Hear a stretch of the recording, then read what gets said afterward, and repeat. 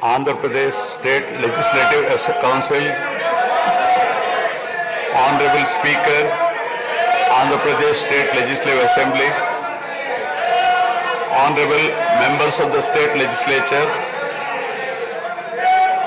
I am immensely pleased to welcome and congratulate the newly elected Honorable Members of the State Legislative Assembly and members of the Legislative Council to this joint session of the State Legislature being convened for the first time after the general elections 2024. I would like to take this opportunity to commend the Andhra people's active participation in the electoral process. Their inspiration for change has been unambiguous. Now the responsibility of fulfilling their aspirations lies with all of you.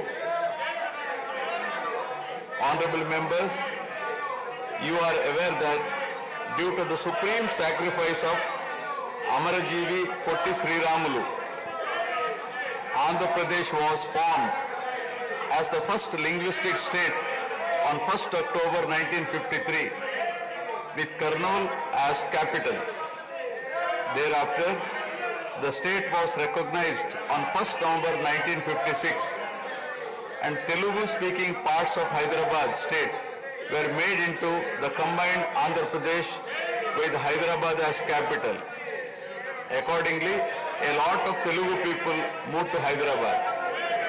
Again, in June 2014, the people of Andhra Pradesh were forced to undergo another reorganization of their state, the most damaging experience of all. The united Andhra Pradesh was bifurcated unscientifically, undemocratically, and without adequate consultation with the stakeholders.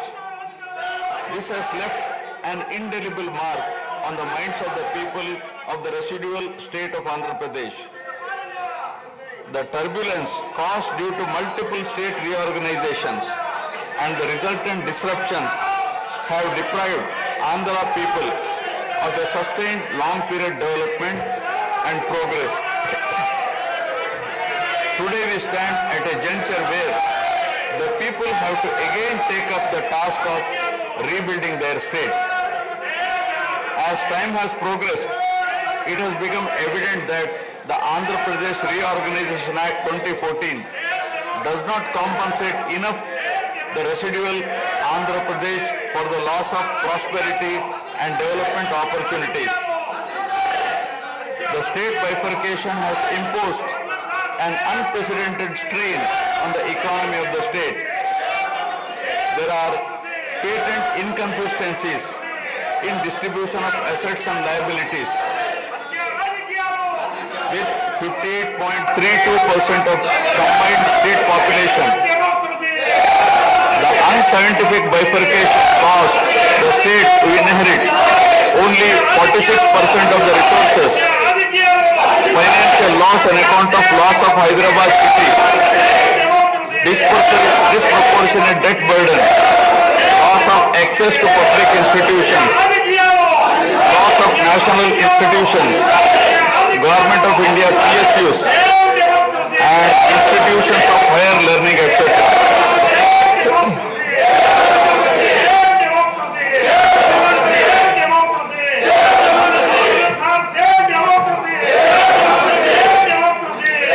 One can see that scientific criteria for apportionment were not adopted, while the residual state inherited huge revenue deficit.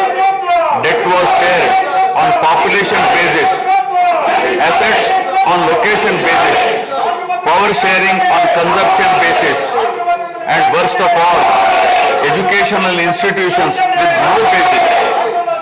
All these factors led to the structural change in economy with reduction of service sectors from 51% to 44%. The per capita income too fell from 1,06,176 for the combined state to rupees 93,121 for AP. Notwithstanding the adverse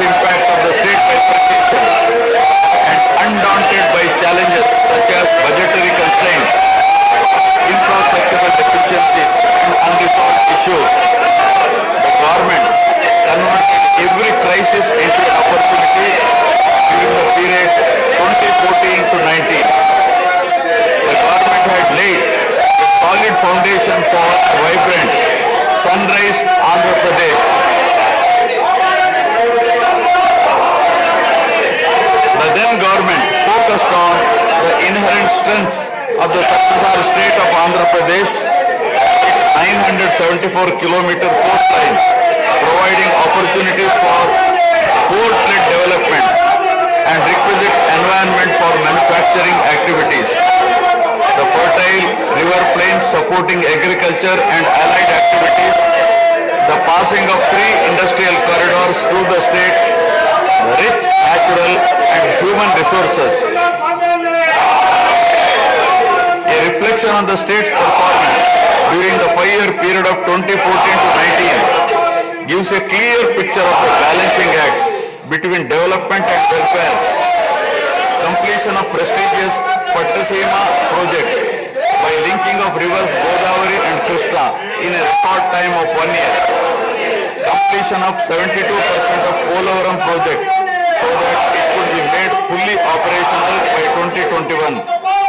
Prioritization of other irrigation projects, drought proofing measures, real-time governance, development of Amaravati region through land pooling, construction of new secretariat and legislature building are a few examples worthy of mention.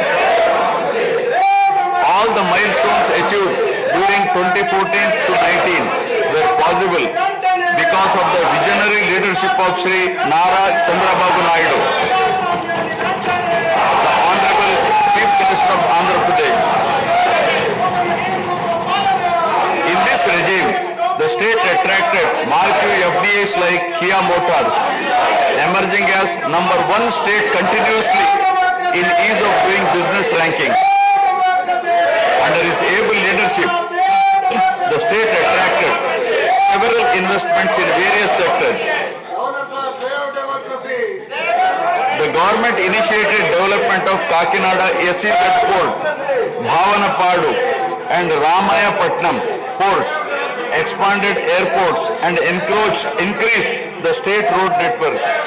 The development of infrastructure was balanced with welfare measures such as increase in old age pension, farm loan waiver, scholarships to students, construction of houses, etc. These development and welfare measures led to compound annual growth of 13.5% between 2014 to 19.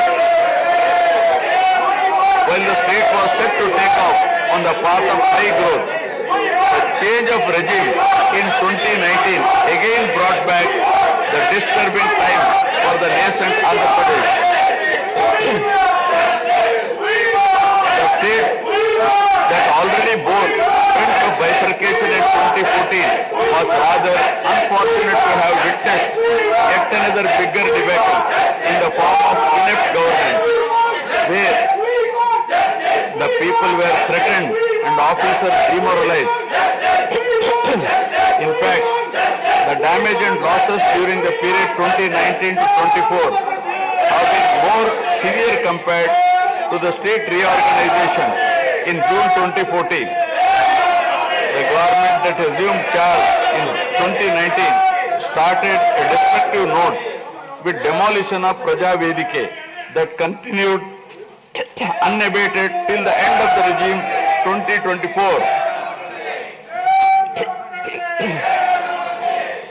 During this regime, democracy was at peril. People were in a state of fear and hardly enjoyed any freedom of living.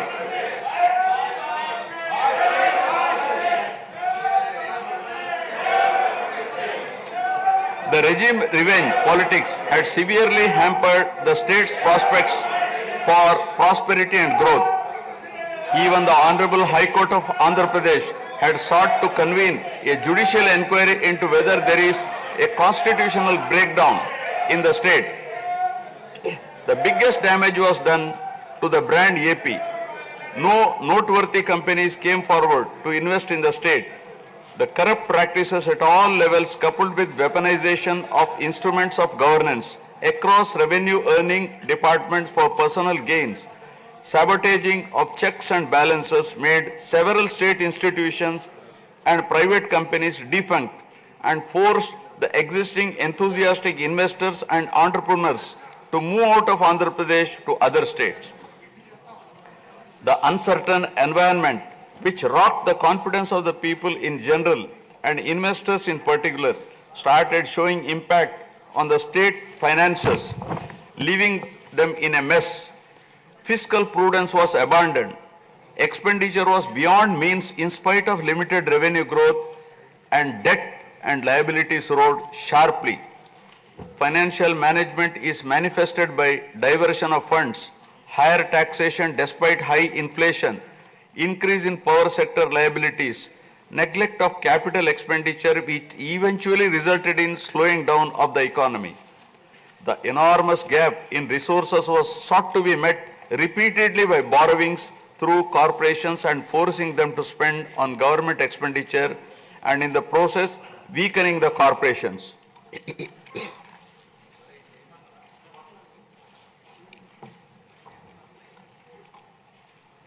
In view of the inordinate delay in clearance of the bills due to strained financial position of the state, many vendors and contractors have approached the High Court of Andhra Pradesh for relief and filed cases against the government.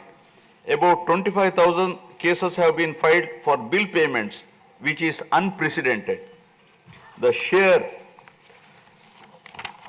number of contempt cases with personal appearances and arrest warrants against officials in several cases resulted in systematic humiliation and victimization of bureaucracy. This led to complete demoralization of administrative machinery. The capital expenditure reduced by 60% in 2019-24 compared to 2014-19. Departments such as water resources and transport, roads and buildings, which undertake substantial capital works, were left critically short of funds to carry out any works. The capital expenditure on water resources has reduced by 56%, and that on roads and buildings by an alarming 85% during this period. The compound annual growth rate of states-owned tax revenue slipped from 12.8% to 8.1% during this period. On the other hand, the revenue expenditure increased from 7.8% to 10.5%, whereas the capital expenditure growth declined steeply from 26.4% to 3.4%. Lower share of capital expenditure to public debt occurred during the period 2019 to 24 is a clear indicator that the government met revenue expenditure also through borrowed funds. The CAGR in per capita debt has been higher at 14%, while the CAGR in per capita income is only 9.7%. This reflects the fiscal profligacy of the previous regime as no capital formation took place. The Amaravati capital region, envisioned as the focal point of growth for the nascent state of Andhra Pradesh, was totally destroyed.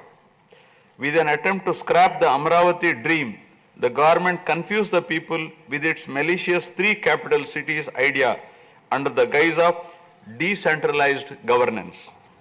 During the period 2019-24, no irrigation project, no industries, no infrastructure relating to roads, buildings, hospitals, drinking water was taken up.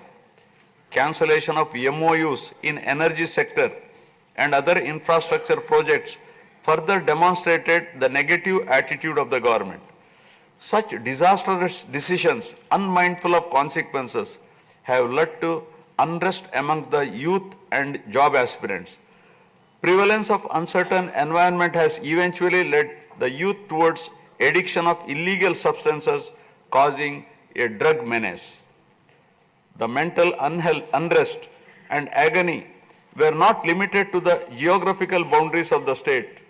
the Telugu speaking people all around the world were upset and demoralized by the uninspiring deeds of the government. They anxiously and desperately waited for a change in governance that would take them forward in the 21st century. The progressive public policies of the AP government during 1996 to 2004 have today led to empowerment of Telugu people globally, enabling them to be amongst the highest earning Indian diaspora. The condemnation of demolition approach of the previous government by the people of the state, NRIs and other supporters culminated in a change